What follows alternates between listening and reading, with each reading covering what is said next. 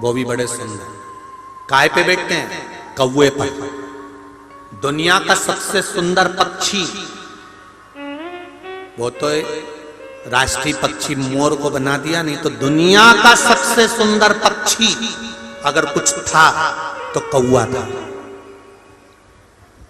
दुनिया का सबसे सुंदर पक्षी, एकदम सफेद, बगुले और हंस भी उसको देखकर जलते थे, इतना सुंदर था कौवा। इतना मीठा बोलता था कौवा कि उसकी वाणी निकलती थी तो कोयल को भी ईर्ष्या होती थी, इतना इतना मीठा कौवा बोलता था वो। तो एक बार ब्रह्मा जी ने यज्ञ करा, गया जी, और उस यज्ञ को करने के लिए ब्रह्मदेव ने कहा, तुरंत कौवे को बुलाया, आर्यमा स्वामी को बुलाया कि मैं पितरों के उद्धार के लिए यज्ञ कर रहा हूं। आर्यमा स्वामी ने कहा, बिल्कुल करिए, आपके वाहन कौवे की मुझे जरूरत है, ये लीजिए। कौवे को कहा, जाओ, ब्रह्मा जी ने आपको बुलाया। ब्रह्मा जी ने कहा, कौवे, बैकुंठ के पीछे वाले द्वार पर कहीं अमृत का कलश छुपा हुआ है, तू बड़ा विद्वान है, तू जा सकता है, अमृत ला सकता है, पर मेरा निवेदन है कौवे, तू अमृत को लेकर मत आना, तू केवल अमृत का पता लगा कर आना कि अमृत रखा कहां। कौवा उड़ते उड़ते गया, उड़ते उड़ते गया, कई दिन कौवे को अमृत ढूंढते ढूंढते हो गए, पर अमृत नहीं मिला। कौवा थक गया। ब्रह्मा जी ने कहा था, जब तक अमृत ना मिले तब तक लौट कर मत आना। कौवा थक गया।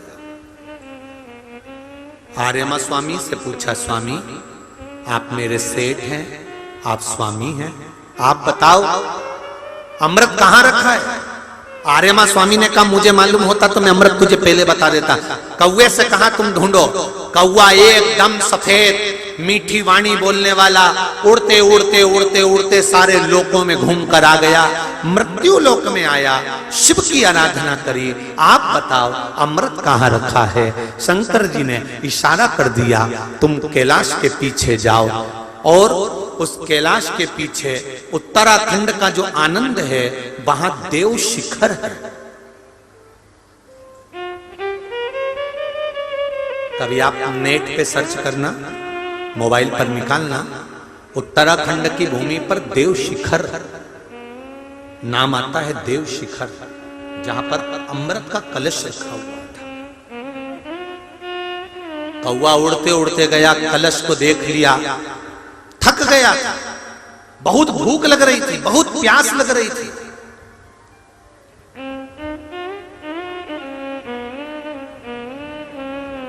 कौवे ने उस अमृत के कलश को देखा और उसमें से थोड़ा सा अमृत मुख में चोंच में रख लिया।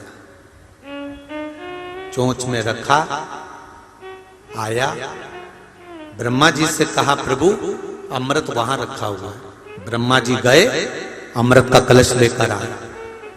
जैसे ही अमृत के कलश में से अमृत निकालकर ब्रह्मा जी गयासुर की छाती पर मलने लगे यज्ञ करने के लिए। इतनी देर में कौवे ने कह दिया, ये अमृत को तो मैंने झूठा कर दिया। ब्रह्मा जी को क्रोध आ गया। क्रोध आते से ब्रह्मदेव ने कहा, रे कौवे, तेरी बुद्धि काली है, जा मैं तुझे श्राप देता हूं कि तेरा स्वरूप गोरे से काला हो जाए, और तूने अमृत को झूठा करा है, इसलिए मैं श्राप देता हूं कि तेरी वाणी कर्कश हो जाए, तेरी वाणी बेकार हो जाए। दुनिया का सबसे सुंदर पक्षी था कौवा, दुनिया का सबसे मीठा बोलने वाला पक्षी था कौवा, जिस पर पितरों के देवता आर्यमा बैठते थे, और पितरों के देव आर्यमा बैठकर अपने अपने पूर्वजों को उनके द्वार तक 16 श्राद्ध में पहुंचाते थे। 16 श्राद्ध।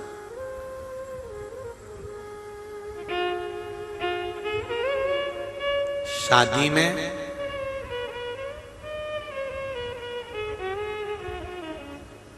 जब मंडप बनता है, आम के पत्ते, जामुन के पत्ते, बांस लगाकर जब मंडप बनाया जाता है, उस मंडप में जो मानक खंभ लगता है, उस मानक खंभ के अंदर जो चिड़िया लगती है,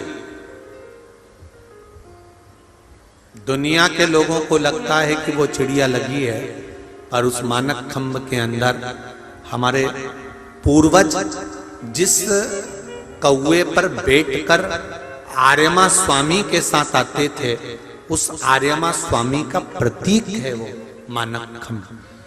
इसलिए आज भी विवाह में मंडप होता है तो सबसे पहले